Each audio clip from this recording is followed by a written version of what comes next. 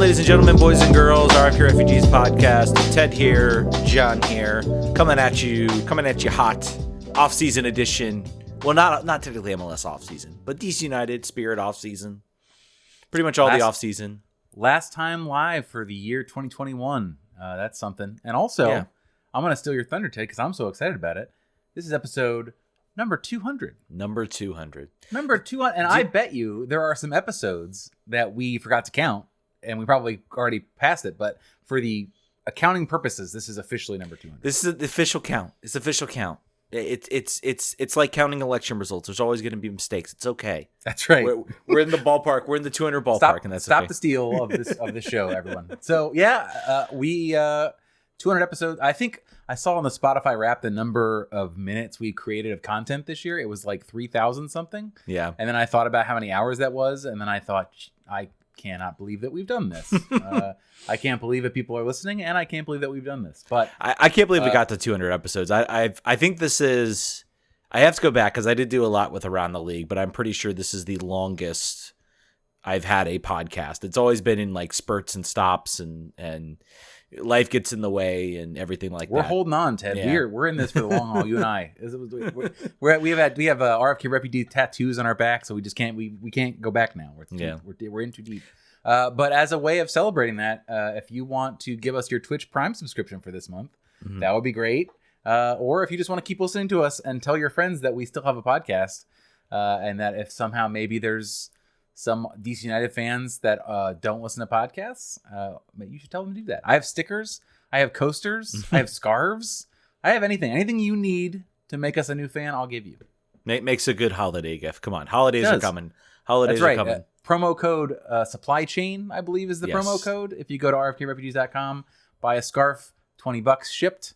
You can use it for yourself or give it as a gift. And that is the end of our promotion period of this 200th episode. Hashtag stop John's basement from looking like a pyramid scheme. There's a reason why it's blurred out behind me. Yes. So how was your weekend, man? What did you get into? Oh man, how was my weekend? I think it was good. I don't remember. I watched some MLS. I made some money off some MLS. I'm like the rainmaker right now on MLS playoffs. I should have started my betting quarter. I would have really gotten some people some money this week. Yep. You got. What about you? It was good, man. I dove headfirst into the football manager craziness. I'm doing some thinking of some content, since Twitch is also mainly about video games. Might be doing some planning some content out. That's great. Off-season stuff that I don't have to do with. I love it, Ted. This is the best thing. This will be. I'm thinking in season. I'm not sure like how I want to do it yet or how I want to organize it. I'm trying to learn the game, and I've tried to play Football Manager in stops and spurts. I guess I had to become like an older man to really appreciate the game, and like they've also made it easier to understand. I remember like some of the 2014-13, and there also are like the problem with that game is it's like information overload, and you don't know what you should pay attention to. Thankfully, now there are people that do this stuff, and they get a lot more subs than me. And they literally break down, here's what you care about, here's what you should care about, don't care about this stuff, and don't worry about this, set this up this way, and it very much eases you better into the game. So maybe that's what was missing, but I've been diving into that. I started out and playing as my second division German team, FC Heidenheim, who you might have seen me wear their jersey on the show. I'm doing a lot better with them. They are? Yes. Yeah, I'm doing a lot better than they are currently. Their striker currently has 4 goals in the season. And I got 4 goals out of him in one game, but it's very fun. There you go. I blame the manager, the real life one. Then clearly there's a problem, a motivation problem. Apparently he's a legend. Apparently he's a legend. They interview you. They're like, how are you going to replace the legend coach? And I'm like, I don't know. I think he's fine. So anyway, I'm Jesse Marsh. Let's talk MLS. Let's talk MLS. The playoffs for this weekend. I'm sure we all sat down, watched the games. The wonderful ABC broadcast, perfect, crystal clear broadcast over there at ABC. John, it was the nice Vaseline on the lens situation, right? Yeah, apparently ABC is investigating the issue, which I think someone posted the hot dog suit meme of we're all trying to figure out the guy that did this. I think it's clear. It seems clear to me that there was a cheapness factor that has been played into it, and I believe one other one of the person involved in the media talked about that a little bit. But yeah, man, the playoffs. What have you made of these playoffs? Like, have you enjoyed it? Like, it's been weird. It's been uneven. I would say that's the case. I would say that I have enjoyed it. It's been a pure MLS playoffs. There have been not really a number of classic games. There are lots of circumstances, either with injury or with one half of the team being in COVID protocols, that have sort of influenced the way the games have gone. You know, your Golden Boot winner getting a yellow card after scoring a goal to make your team advance.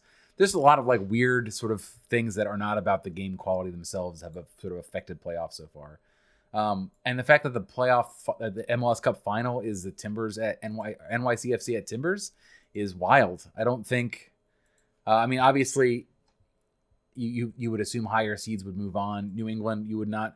New England, I'm sure, will be talking about the fact that they had a layoff and came into that game flat and did not advance. I'm sure that'll be talked about.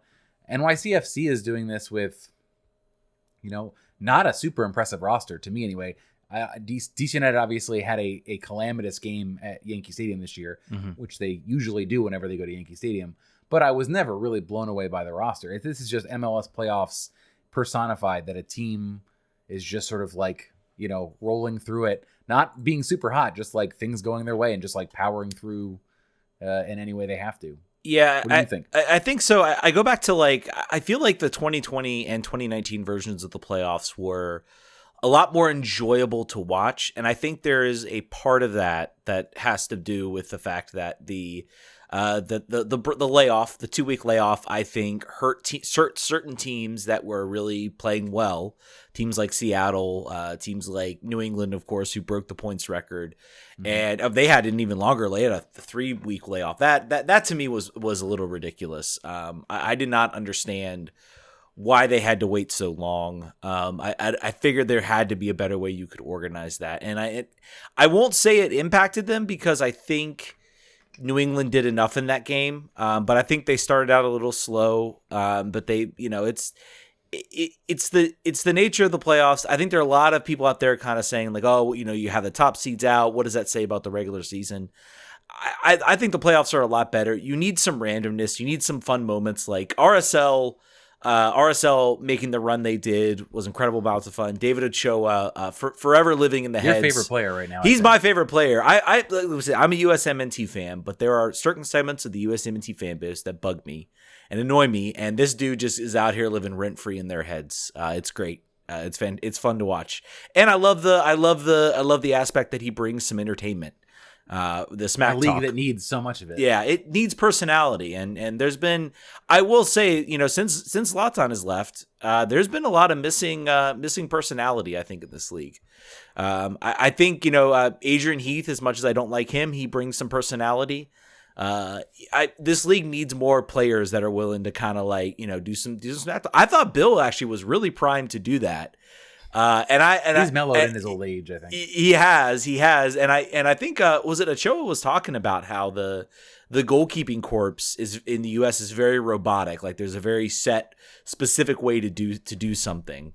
And I look at Bill, and Bill called out one of his keepers, says he's better than one of his keepers. I mean, he has sort of bucked that trend in a certain sense. What did that get him to? Yeah, exactly. But I would love to see him come up and start maybe talking a little bit, whether it's to the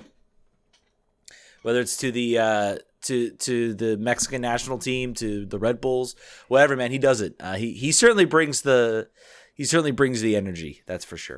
Who's our pick for the winner? I think it's going to be Portland. I think they are at home. They've done very well at home. I think New York got extremely lucky.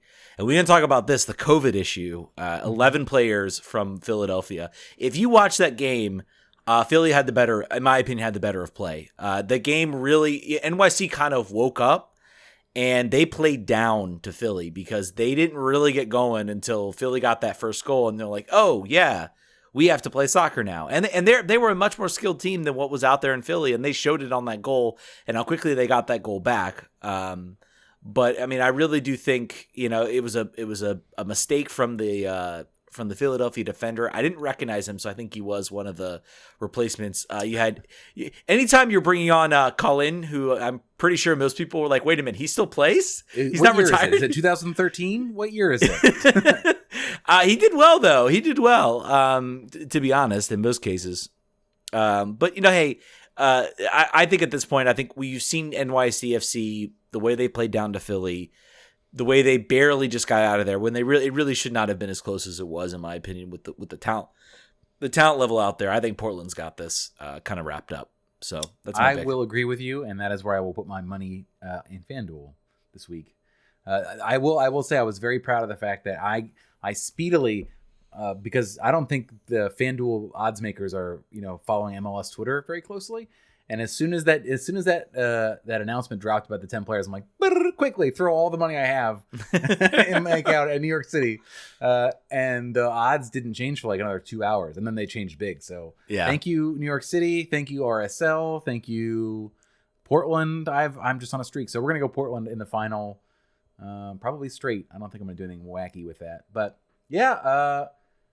I'm excited. I'm excited to watch the game. I'm more excited for the season to get over and the off season to kick off in full. Yeah, that's my most exciting thing about this time of year. It has been a bit of a marathon. What DC finished, it feels like almost like 3 months ago. And even though it was like end of November, beginning of November, I think. I mean, it's been a month. Did the training facility open after the season ended or before? It opened before. It was like I think it was right as the season was ending. They had the training facility open. So they're still using. Like I saw Steve Birnbaum was working out there in the off season. So that's I really was when the season starts up again. I am going to be when we start doing our 1,000 interviews that we usually do in and before the season. I will be very excited to see who has moved out that way with an eye to a long-term 5 days a week shorter commute. Yeah, agreed. We have some stories, we have some news, we have some roster news of the off season. Yes, we got some DC roster news coming down the pipeline. So let's go through this list. Let's go through who's not coming back for sure. Eric Sorga on loan right now. Get that VVV Venlo money. Go crazy. get that $500,000 to $1 million probably. We'll take it. Yeah, take it full. I think we'd only get like 400,000 or something of that, and some of that would be in GAM. So hey, if it goes towards some players would be interested. Emil Assad options declined, John Kempen option declined, and Felipe Martins option declined.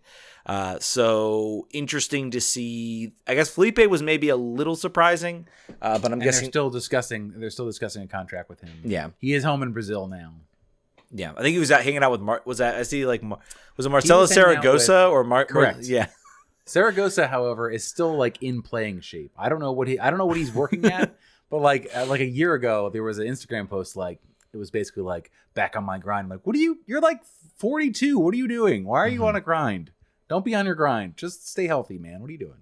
If you want to try it, I guess you should try it. But and of course, Emil Assad sort of told us this was happening by vacating the locker room before the last home game, and otherwise just sort of being totally unavailable.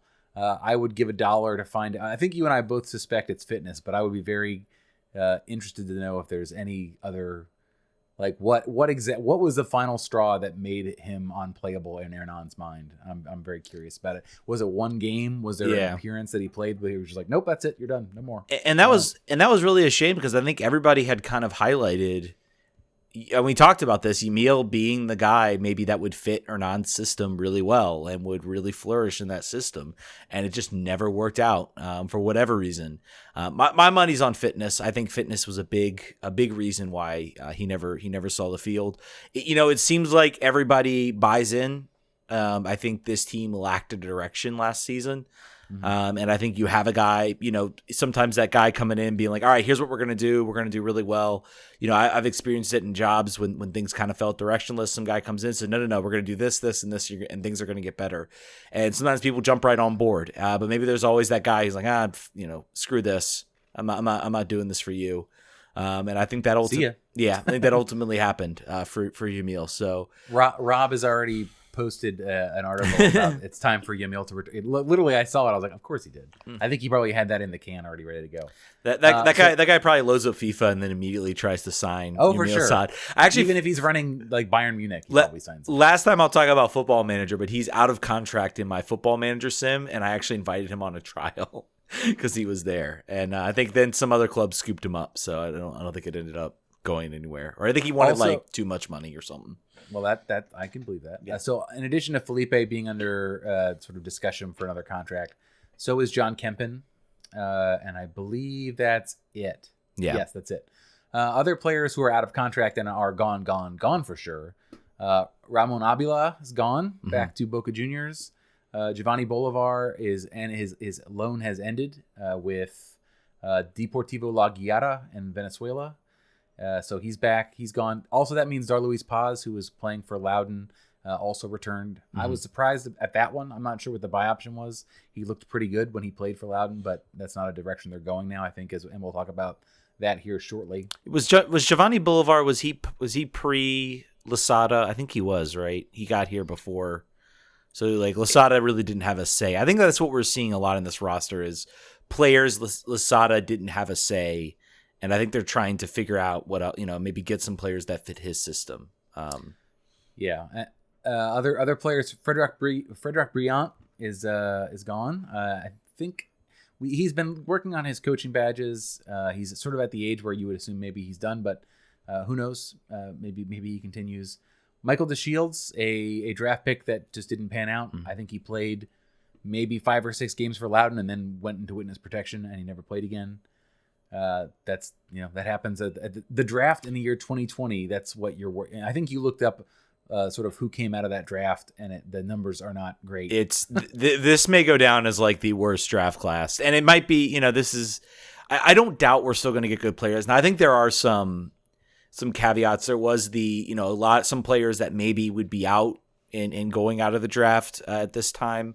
Got that extra year of college eligibility. It's changed in MLS and what they're getting as far as the draft. So I'll be curious to see what we see out of this draft class. I'll be curious, I'm sure in the draft we'll bring Travis Clark on. So I'll be curious to get his perspective on, what happened this year because, there was no, I have to look, this might've been the first year there were no players out of the draft that were up for like young player of the year. I think that has to be the first time. But yeah, nothing at all from this draft class thus far. Maybe that'll change. And there's reasons why, obviously, but it's funny to compare the player quality out of the MLS college draft and the NWSL draft. Obviously, there are reasons, and we could get into all of them, but it's just funny. Closing out the list here, Joseph Mora is no longer with the club. I think we've been talking about that one basically since Hernan got here. Just round peg, square hole.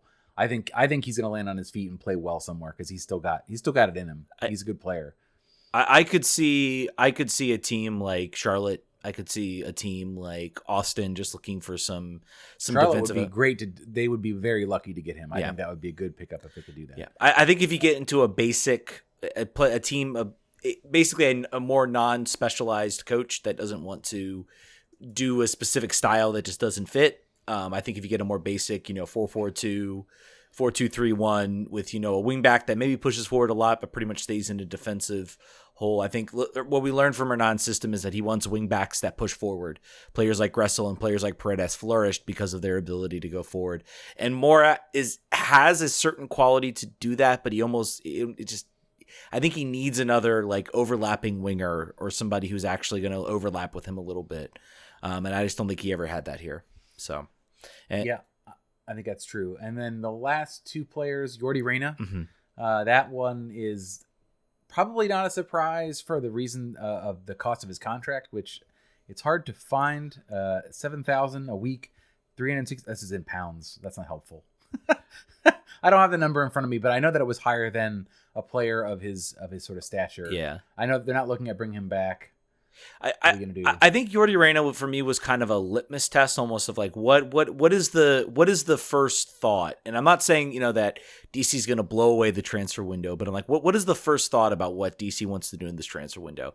If they brought Jordi Reyna back, that would be an ultimate red flag that this team they think things are mostly okay, they're going to kind of stay pat, maybe they make a couple signings here or there. But you move a guy like Yordi Reyna, and suddenly it's like, okay, that frees up a lot of cap space. You can go and get, maybe a young money player, maybe somebody, who can be more impactful.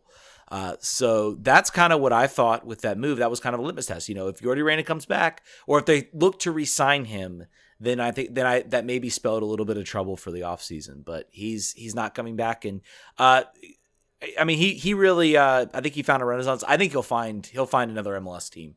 I think there'd be another MLS team that would look at what he provided and said, "Hey, let's give him a shot." Because he didn't stay fit. I think that's the biggest thing. Hernan is clearing out the dead wood from that he can. Yeah, that's true. He is contractually able to do the players who could not stay on the field. And then Chris Seitz finally moving on. I would imagine this is his last rodeo. We'll see on that front. Junior Moreno got an offer to stay with the team. Another offer. I think that is. I would like to see them keep him. I understand if. I can see defensive midfield being a place that Hernan would like to put a stamp on the team from a player selection standpoint.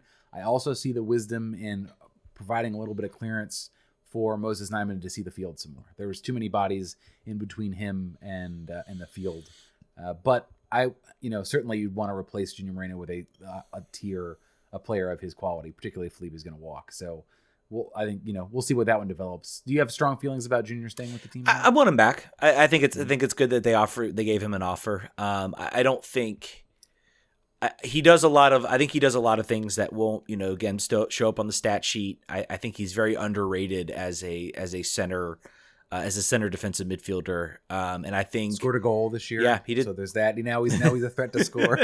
Yeah, because Hernan was like, "Hey, stop full laces, just place it. Yeah, just place it, buddy." And as soon as he started placing it, oh man, he started generating all these chances. Yep. But yeah, I think I want him back. I think the offer is interesting. I'd be curious to see if he takes it. He's still getting minutes for the national team. So it certainly hasn't impacted that. Or maybe he thinks he can go. He was being talked a lot. He was being talked a lot after the Copa America as being a guy who might move to Europe at some point. He showed very well. I think it wasn't the last Copa America, but the one before that, I want to say. He showed really well for that, and there was thought he might move on. But we'll see what happens with that. I can't read the tea leaves on that either which way. I would not be surprised with either decision. He comes back, or he is no longer here. Yeah, I think we both sort of hope he does. And then, excuse me, just other players who had their contracts option exercised. We talked a little bit about these players, about what we thought about. Tony Alfaro will be back with the team. I think that was a player you were sort of looking at a possibility to improve that spot. But an option exercise does not necessarily mean too much. They could still always cut him. They could still do a lot of things for next year. Well, I mean, I think by cutting Brilliant and keeping by cutting Brilliant and then keeping Alfaro, I think that Brilliant took up a lot of salary. I think you can cover that salary with a player and still. I mean, Alfaro, he had moments. He had moments where he was solid, and I think that's a good piece to keep as a spot starter. Hopefully, injuries. And truly, he looked better when he had a run in the team. Mm-hmm. So, and I think he got a hamstring injury, and that knocked him out. And then whenever he sort of plugged in, he didn't look as good. It was that magical beginning of the year. Speaking of magical beginning of the year, Adrian Perez also back with the team. Yep. I think that was a no-brainer just from a cost for value to the team. He'll be back. Andy Nahar back with the team. Not, however, signed to a long-term contract. Not, however, signed to any sort of increase on his salary right now. Just as a contract option picked up. Well, as far as we know. I'm pretty sure with regards to Andy Nahar, I think he gets a little bit of a bump in salary when he he gets a little bit of a bump when he resigns. So I think he got a little bit of a contract. I'd be curious to see if they offer him more. I think he would be pushing 29 with 30 would be. I think it's a 2-year option if I remember correctly. I don't know. Or I don't think you moneyball this guy personally. I think you want to keep him happy. Donovan Pines, option exercise, no brainer. Good for Donovan to be back. Kamarni Smith, that was an interesting one. I think Kamarni did not he featured well in preseason. He was a non-factor at Loudoun for the most part, not a winger, and was forced to play there often to accommodate Giovanni Bolivar. So obviously, I think Hernan likes what he saw in preseason. Thought maybe we'll see how he goes. So he's back, and Drew Skendrich. So both players that came out of nowhere: Tony Alfaro, Drew Skendrich, and Adrian Perez all played well enough to get a contract for the next year. So that's great news for them. Lots of 22 players under contract. Lots of room for additions. Yep, lots of chances, and we'll see what happens. They already signed. They already have a player signing from South Sumake from Loudoun United, from the signed from an Ivory Coast Premier League team. I don't know the name of that one in front of me, but he's played. I think what they're envisioning him as a sort of left wing back type of player, defensive player, left sided player. So that'll be good from a coverage perspective, no matter what. I know that he had trained with the club frequently. I still believe there's one more Loudoun player to be signed. We'll just say it. We believe Ted Kudivietro will be signed with the club here sooner than later. I'm curious what the holdup is. But what is the max number of roster spots right now for MLS? Do we know? 28 or 30, I think. 28 or 30. Well, that only leaves 6 players, and if Ted gets signed, that's 5 players that they're going to bring in here. I guess that's not crazy considering the number of players they drop, but there's some salary cap space there. There's some GAM. There's a designated player spot, and hopefully those players that were moved were sort of replaced with impact players. Yeah, that's the hope, right? It's 30 players. There's some rules. You have your senior roster, which is slots like 1 through 20. You have your supplemental roster, 21 through 24. Your 25 through 28 is your reserve roster, and there's different money implications. And then you have slots 29 and 30. You do not have to fill your full roster. And I would say, considering DC at this point just has the regular season and the Open Cup, not sure they will fill that roster, though. We'll see. Hernan will point to the man games missed and be like, "You're giving me all of the players that I possibly Fair have." enough. That's what you're going to do. Fair enough.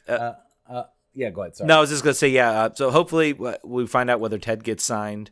Hopefully soon. And also we got to talk about. Go ahead. Brendan Hines-Ike also is in discussion to be brought back. He's not included on the 22. That's true. So that would be 23. Ted would be 24. So six roster slots and potentially 6. And we'll see what happens. I mean, I think there's no guarantee that Edison Flores is back. There's no guarantee. There's some players that could be. There's also, again, to remember, there's going to be the expansion draft, and I think there could. Yeah, that's a good point. Take some of these players. Yeah. There's a certain designated player from Peru I think you guys would love. I think he would do well in Charlotte. I don't see anybody. DC the protection rules are much better in MLS, or much better to the teams that exist currently.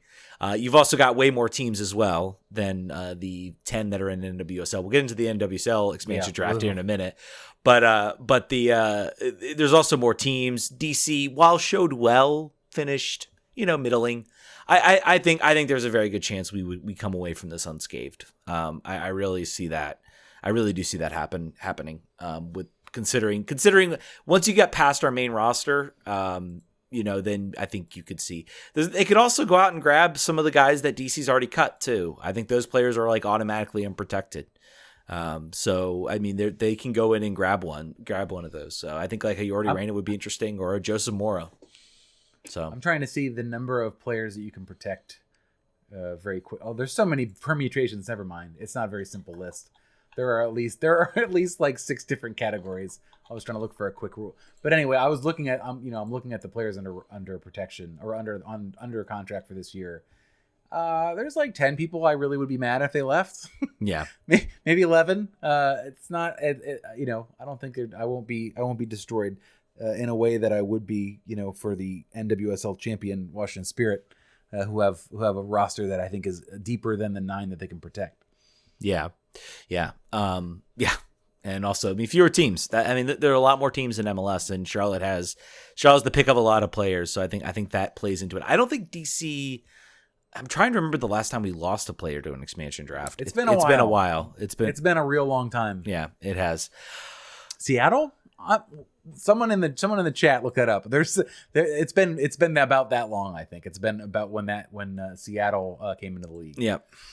But then, of course, the expansion draft we'll get the protected list 2 p.m. on December 13th, 2 days after MLS Cup, because that's what MLS is like. And then the expansion draft will be Tuesday, December 14th. Always crazy to me how quickly it's like.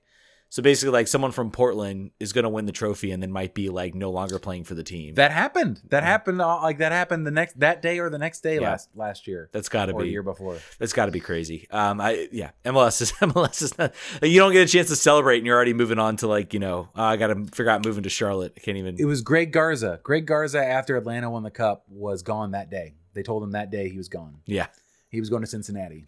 And then he got injured and he had to retire. So really career went precipitously downhill after that championship. Yep. All right, I think that's gonna do it. We can talk some outside DC related news. Kevin Paredes making the December camp, and will be playing, potentially playing in the January friendly. Very excited for him. His career is going up and up. I think he has potential to, maybe make a World Cup roster if he shows well enough. I think it could happen. I think there's enough space at that wingback position. I think he could be one of the young players that makes a side. I'd be curious to see if he makes a U20 roster coming up. I think he would still have 1 year or so of eligibility for that. Yeah, I'll be curious to see him to see the field. I think he's gonna have to see the field a lot before they put him on the World Cup roster. That's probably fair. I think his defensive abilities are an asset that we love him. Yeah, we love him. We think that that's a big weak spot for the club, for the national team. So, for certain, if they're smart, they're gonna get him in these games as often as possible to see how he shows against that competition. Yeah. And we'll see what the Europe rumblings were a little loud and got a little louder. I think this summer. The team might look to see what they can do, cash in. and see if they can sell him. We'll see. But yeah, congratulations to Kevin. Good luck at U.S. Men's National Team Camp. We will be watching and rooting for you. Last bit of MLS news before we begin. I think we do want to talk about the news that dropped today. MLS Next Pro is what they're calling it. MLS Next Pro has a very 1990s Mountain Dew vibe to me. Well, yeah, I mean, I kind of liked I didn't mind the name, I guess. I was like, okay, like you called your academy MLS Next. So obviously this is like the pro version and it sticks with like the developmental mindset. The logo is terrible. Who approved?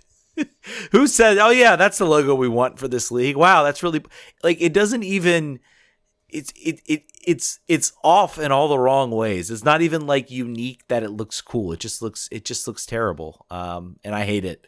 But let's jokes aside, John, what were your thoughts? There will be 20 teams. Loudoun United, of course, will have one more season in USL because they signed that contract. Kind of surprised USL was like, you know what, just get out. Yeah, what a dead rubber season, right? I cannot imagine they're going to spend as little dollars as humanly possible on that roster next year. The U18 it's going to be all academy. Yeah, it's going to be all academy teams. And if you thought that and I would say if you thought that team was hard to watch last year, the stats belied their record, right? They did create chances. They had, but next year, Ryan Martin, good Lord, buddy, have a, good luck to you. They might surprise us. You never know. You never know. But yeah, things that are weird. Rochester, New York FC joining the team. Obviously, the corpse, the reanimated corpse of the Rochester Rhinos is this team. I don't know why they rebrand Rochester Rhinos.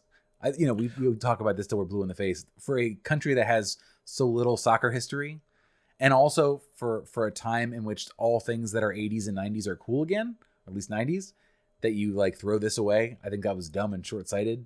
I think Rochester NYFC is not going to resonate in 10 years. You're not going to think about them. There will not be a Thomas Floyd, Rochester Rhinos aficionado. There will not be a Rochester NYFC roster aficionado like there was for the previous team. That's weird that there's one independent team coming in the league. And you can never do six degrees of Rochester Rhinos with That's what I'm saying. with Thomas Floyd. But no, I think if you do ask, I have heard, or I believe I've heard that and I've read that the Rochester Rhinos actually, as an organization, really made a lot of people upset in Rochester. So the soccer community in Rochester actually does not have the same warm, fuzzy feeling that the rest of the American soccer community does. I've heard that. Now, again, I think I agree with you. There's so little history in this league, and I think you've shown when you go out and honor that history, Earthquake, Sounders, Rowdies, Tampa Bay Rowdies, falling 4-0 in the USL Championship. But when you sort of honor that legacy, I think you get a lot of benefit from that. And American soccer history needs that legacy. I don't know, victim of circumstance or just timing. I watched a lot of Tampa Bay home games this year on ESPN Plus. Really great atmosphere. I love the fact that there are teams that sit in that second division that don't have long-term aspirations of joining MLS and don't care. Yeah. And they still are like fully invested in being as the best they can at that level. And Tampa Bay is one of those teams. So like you said, unfortunate they got absolutely housed in the championship. Yeah. But other than that. And I think one positive thing you're seeing is you're seeing teams not fold, but move down a division. New York City, North Carolina FC did that recently. Charlotte, the Charlotte Independents, which I still have questions as to whether that will continue, considering you've got an MLS team moving right next door. But they've moved down to League One, so I think that's been one of the more positive things. My big concern with especially with a team like Tampa Bay. Tampa Bay did have MLS aspirations. They actually were going to, if they got an MLS bid, they were going to actually build that stadium up even more and turn it into. That was before Miami, though, wasn't it? It was before Miami, yeah, I think before Orlando as well. But they were talked about as an MLS franchise, and in fact, many people thought the move to USL they made from the NASL was a way to get on MLS's good side and get a team. And I think it is still really positive that they did not fold. And I think we're seeing it with a lot of teams. San Antonio, another team that I think I was worried about was going to go away once Austin got a team and that deal was done. I really thought that they were going to go away, but they're still around. The other Austin team did fold, right? The Aztecs. Was Austin Bold. No, I think Austin Bold. I think they're still around. I'm pretty sure they folded for next year. I'm pretty positive they did. Well, either way. Either way, I guess I'm just not understanding. So this is going to be reserve league / giving those players, the academy kids, opportunities, right? Is that the general intention, or is it just full second teams, just like I think Griffin Yao getting 20 starts a year? I think it is. I mean, it's MLS bringing everything in house. It's a way to get something more into the TV deal. For whatever TV deal you're going to sign.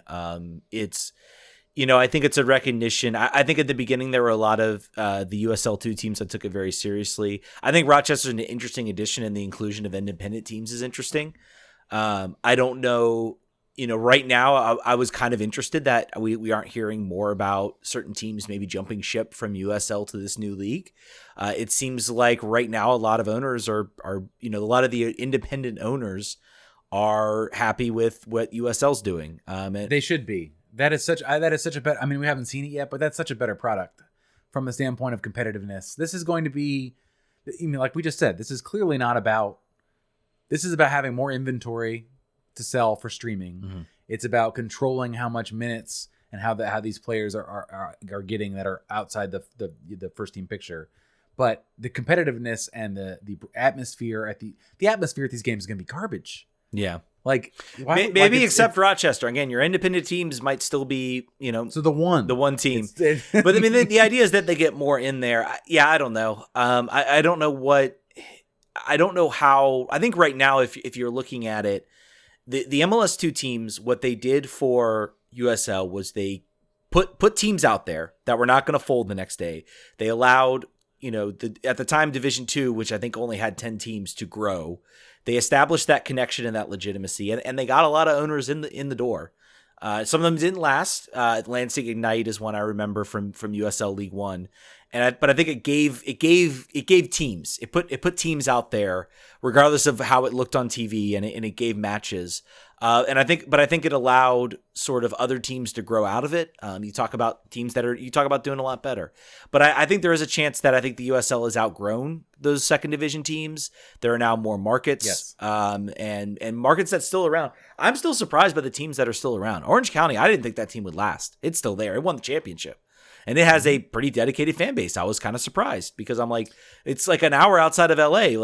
And I think that's what we're seeing is we're seeing a lot of that localization come to soccer. It's actually pretty cool. It's really very, cool. very cool. You're an evangelist for that, man. That's the best thing about, having 7 U.S. leagues or whatever the new number will be when this is done. I thought Orange County a while ago was basically just like a holding company. Yeah. For players who were about to move to Europe who weren't 18 yet. And it instead turned into a viable and successful USL franchise. So yeah, I mean, good for them. I mean, my biggest fear was like when MLS shut the door, what was going to happen to these teams? Some teams that came in, and we talk about Sacramento, but a lot of teams are still sticking around, and they're still even after MLS aspirations. So I think we'll see a team jump. We'll see at least a couple that might jump. Obviously, this pro rel thing. I was actually worried that the Kickers were going to do that. They were going to make that jump. Because they've always been a team that has played it safe and been a survivor. So we'll have to wait and see. It's going to be a fun time.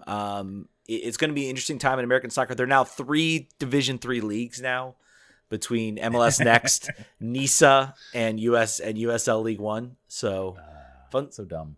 Ted, tell me why I got the urge for us to do a spin-off podcast about lower league soccer in the United States. I don't think we wouldn't have the bandwidth for it. You'd love it. You'd be in your element in League One. I don't know why. Like we'll talk about this offline. But I think that there's something. I think that the fact that there's like 9 leagues now, and that there are more teams than should be viable, like economically and also like continually to be competitive.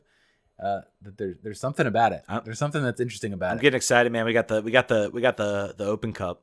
I'm going to be doing another summer in Lynchburg, and Lynchburg just qualified for the Open Cup. Your butt better be there, man, for sure. I don't know like how the hosting works yet for that or anything, but if they're hosting, RFK Refugees correspondent will be on the scene with that was one of the first things we did. That might even been before the show. Is that you were at a what was that? Like Fredericksburg FC versus Richmond Open Cup game, and you were like live streaming. Oh yeah.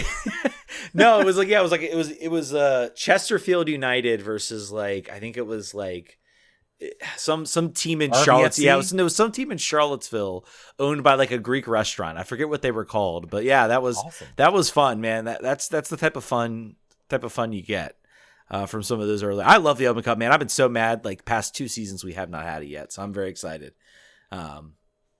Before we move on, like I think we teased something earlier I think the last couple of weeks, but we to be honest with you, the last couple of weeks have been kind of crazy for everyone here associated with the show. We are still working on what that's going to be. I think there will be changes next year to like the way we want to cover things, and the sort of the way things are given to you and put out. But I think there's some exciting things happening next year. We're pretty excited. I'm going to be in the stadium every game next year for DC United, which I was not last year. I will be not in the stadium every game for the Spirit next year because I can't be at both of them because I will be sleeping on the couch or outside at that point if I were like a million home games a year. But yeah, I don't know. Just stay tuned, I guess. It's really exciting to see we've got a lot of discussions about where the show could go and what we could sort of focus on and ways we can expand without also having all of our hair fall out. So, the season's we're not going to do any more live shows for the rest of the year, and we're going to get into the Spirit here in a second.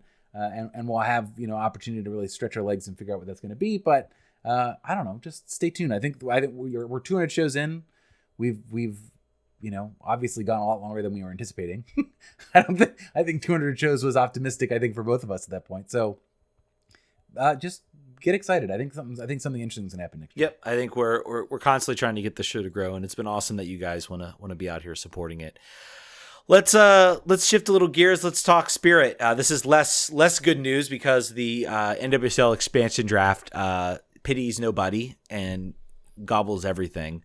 Let's start with a lot of moves been happening, a lot of interesting moves.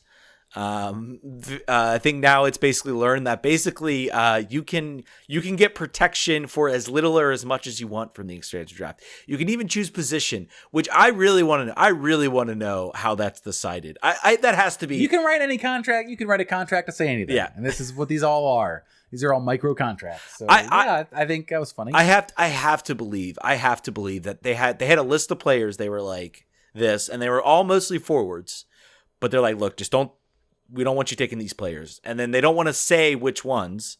So they say like, oh, forwards, Maybe. And I think that has to be like, how do you tell? Like, soccer is not a sport. It's not like basketball or hockey or any other sport where there's defined positions. I mean, is Megan Rapinoe a midfielder or is she a forward?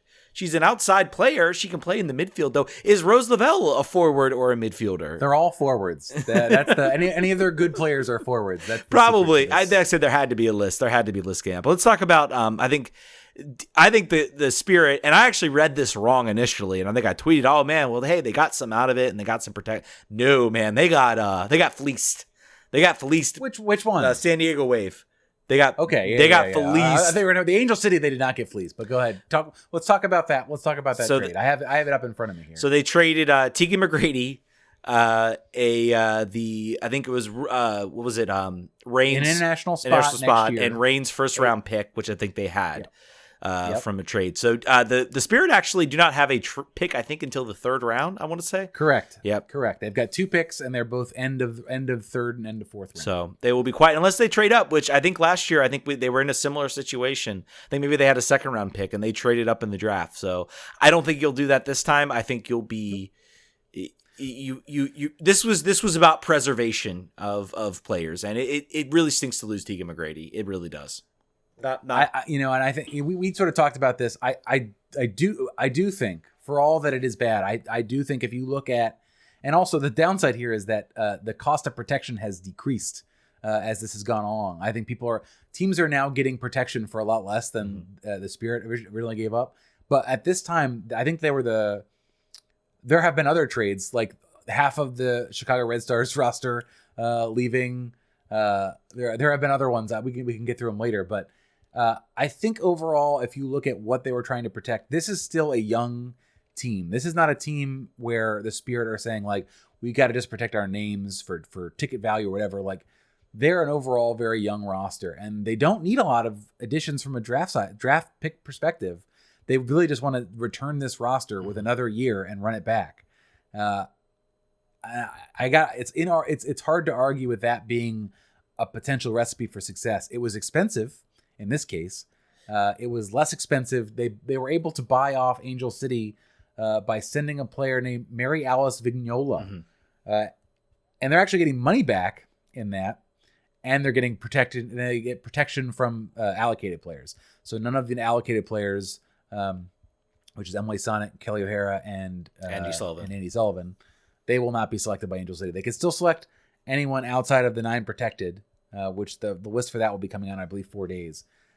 That is a player that I didn't know we even had, because it was a discovery player signing. It's sort of like when MLS clubs like trade discovery rights of a player. That's sort of what happened here. So great trade, Ben. That was a good one. That cost us nothing from my perspective to make sure that none of our national team players. So they have locked in for sure.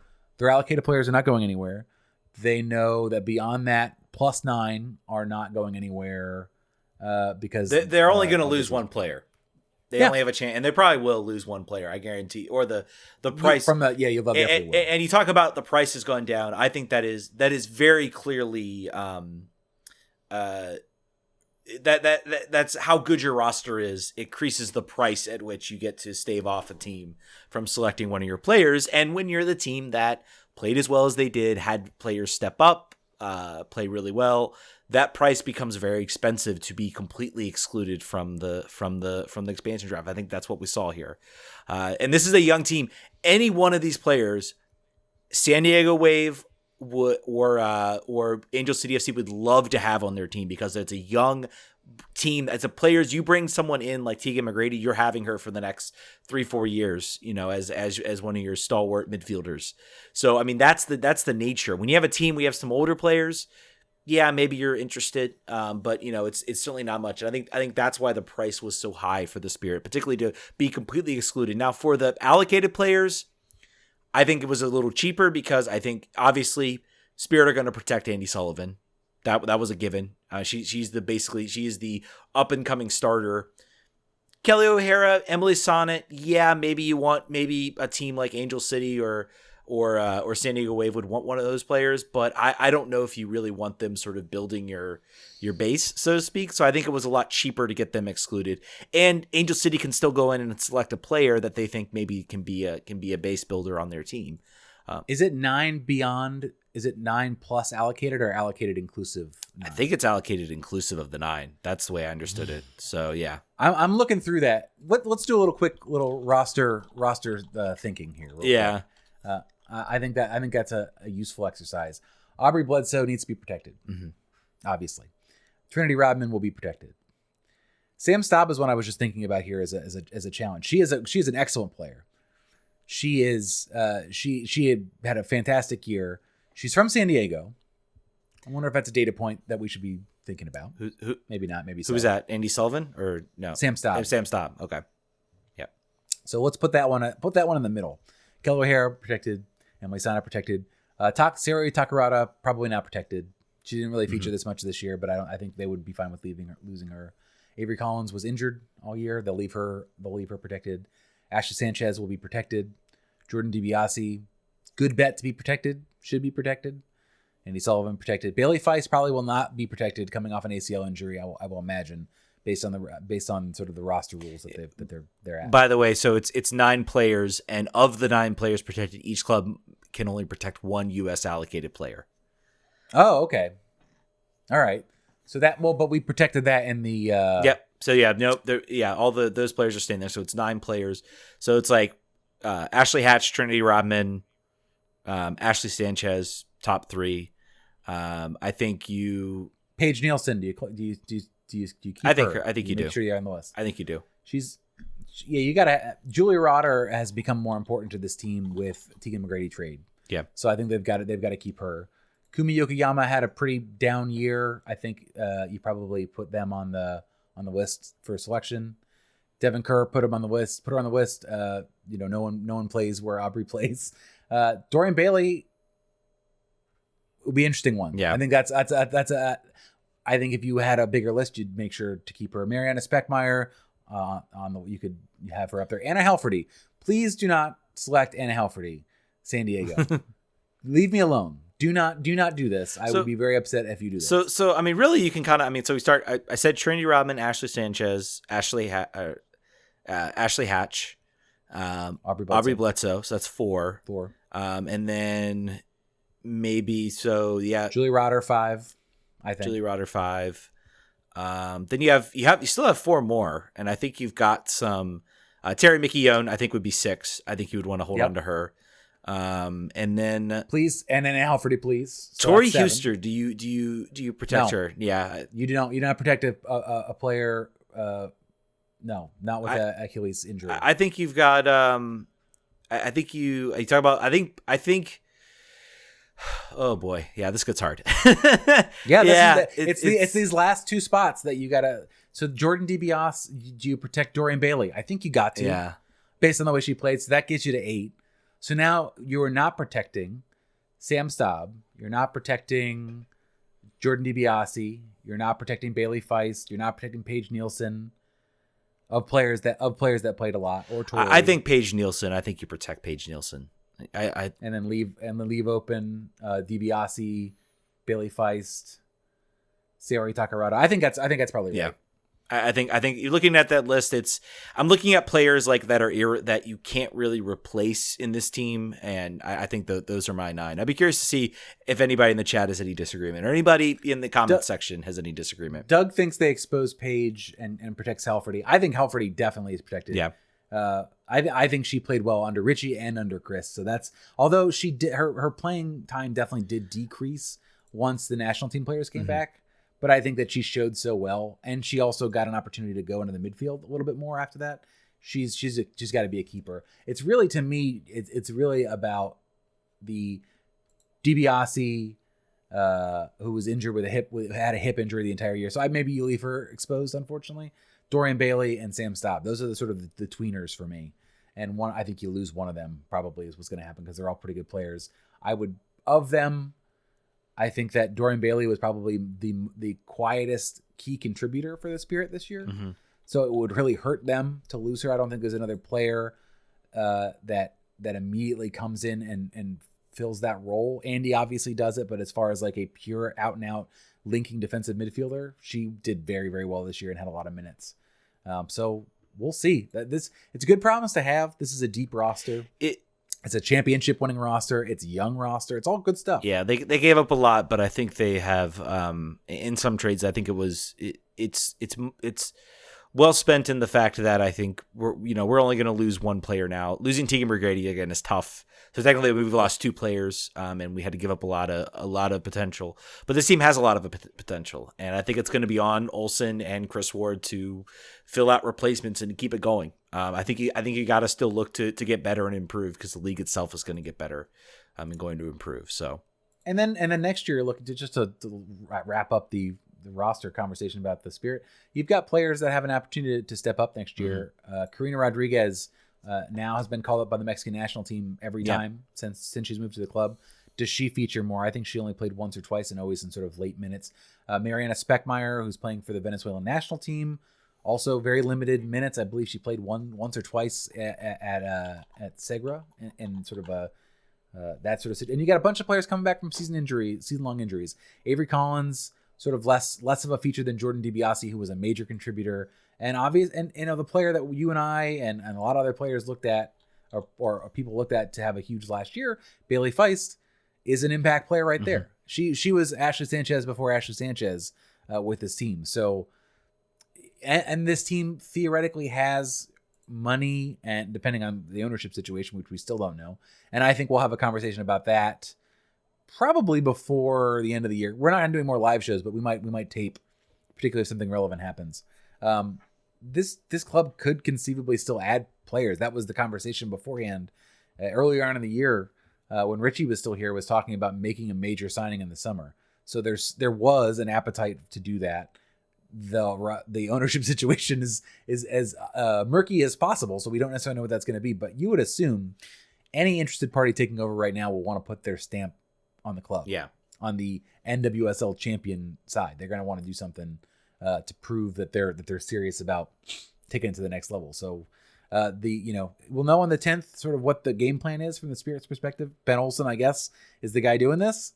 So we'll see what Ben has in mind for the club for this expansion. Yeah, go check out. You got Liga MX Femenel going on right now. They're in the playoffs, so a lot of fun. And I think you talk about who's left. Do we know who's left? I do. I had the list up. It is Atlas. Atlas just beat Santos Laguna, so Atlas moves on. Then we have Chivas and America are playing right now, 0-0. Oh, wow, they got all the big clubs to the end there. If you don't watch the Liga MX, Tigres is basically the dominant. They are 5-0 up on aggregate right now against Cruz Azul, and Monterrey and Club Tijuana play at 10. I'm more going to be watching that because I want to see which. There's going to be a team. Tigres have dominated the women's side in Mexican soccer. They have been the dominant force. And I think America has come the closest to their coaching situation. They have a coach who was fired for abuse in the NWSL, which is another story. But I think Mexico is going to be an interesting story to watch on the women's side because you have the U.S. and Canada that have been dominant for years. And Mexico has made a World Cup in the past. They made I think not the last World Cup, but the World Cup before. They did not make it this time around. But they are a country that is investing in the women's side of the game, and they are getting better. They're becoming a better team. I think they actually qualified once and they beat the US to qualify for the one of the World Cups. So yeah, fun times. I think that about sinks it here. There's going to be obviously a lot of news on the NWSL. I mean, obviously, we didn't even get into all the trades that have occurred in the last couple. Gotham FC is just, I think doing a line change. What just dropped before the show, Alex Morgan was just traded from Orlando to San Diego. I don't know if you saw that. I did not see that. That just dropped. Wow. So yeah, there are a lot of teams. Chicago is one of those teams that is blowing it up. I think maybe related to what's going on. Orlando, I think, is also another team that is also kind of blowing it up. Basically, there are a lot of teams that I think are maybe. I think there are a lot of teams that are looking at what the Spirit did and said, we got this all wrong. Like, we need to go young. Like, we need to go and bring in the Spirit have really, I think, changed a lot of what teams are trying to do in the NWSL. And I'm seeing it with Chicago, and I've seen it now with Orlando as well. They're like, hey, let's blow this up, and we can go out and we can find players, from the drafts, young players, and we can bring in young talent. They're not going to have the weight of the U.S. women's national team on them, so we get more games out of them. We get more opportunities. That part's good. That's a good point. Yeah, and hey, we can go out and win a championship. You don't need the Megan Rapinos or the Alex Morgans of the world. I think the Spirit are going to start a shift in how NWSL. Not a complete shift. I think there'll still be a need for teams that want to have those star players. But I think you're going to see the beginnings of maybe other teams thinking of different ways they can maybe win in this league, and I think the Spirit did show that this year. To the Spirit's benefit, if other teams want to do this, that's not a 1-year process. Mm-hmm. So that makes repeating much more likely next year. Portland obviously is still, they're reloaded. They're ready to rock for next year. I don't think that'll be a problem. North Carolina sort of disbanding at this moment. Orlando, as you just said, I believe Ashlyn Harris and Allie Krieger either at already Gotham. In Gotham. Yeah. Or Gotham's going to be good next year. I think that's a big pickup for them, especially Ashlyn Harris. Big pickup, and they're gonna someone else. They lost Kayla Sheridan in the expansion draft, or like in like previous. Yeah, I believe so. Yeah, that's why they needed a goalie. So I think what we should do, honestly, Ted, is before the end of the year, do like an NWSL move, like end of year roster move wrap up. Maybe as like a good, if anyone in the comments is interested in that, but that just gives us an opportunity. I think there will be more movement in the NWSL than there will be in MLS here before the end of the year. So that's something. Then Doug points out, before we end the show, out something that I just got extremely excited about.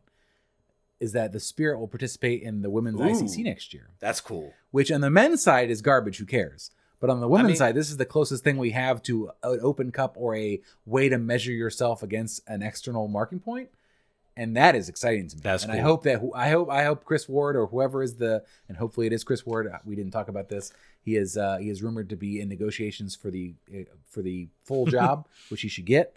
But I hope if it is him or whoever it is, takes that seriously, because I want to win that bad. I will buy tickets to every one of those games. Yeah, and I will. That sounds like a fun trophy. Yeah, I just got all excited, man. I couldn't even think about that. I didn't even. Thank you, Doug. Yeah. I forgot about it too. Yeah, that's cool. I'm excited about that, and we're gonna have a while before we see Emma. I think we see DC. I think DC could do well and play in, I think, the next Leagues Cup, or is the next year the Leagues Cup is when they're doing the big thing, right? The whole like month off. They'll shut down the season month thing. So, but that's gonna be fun. A lot of fun international soccer. Hey, MLS and some buy the English League MX rights. Give the games in English. Give some context. I might do I'm thinking like a whole like side podcast about, talking about that and why that doesn't happen. Because I feel like it should. All right, folks. I think anything else we want to drop before we close it out? No, thank you for 200 episodes, Ted and Brian, producer Brian. Obviously we couldn't do it without any one of us. So I appreciate you sticking with us. And making sure that this show stays on the through life's chaos. I know that it's a hard week to week to get this show out, and we've done it. And thank you. Yep. And silent producer Brian, thank you too. Drop those Prime subs. I think we've had some people that have dropped off on the Prime sub thing. So it's free, guys. Just drop it in there. Connect your Prime account. You can do it for free. It doesn't cost you a thing, and it gives us some love and it gives us some money. So do it. All right, folks, I think that's going to do it. Thanks so much, guys, for joining us. We will catch you guys sometime down the road. We'll see how the news drops. Vamos.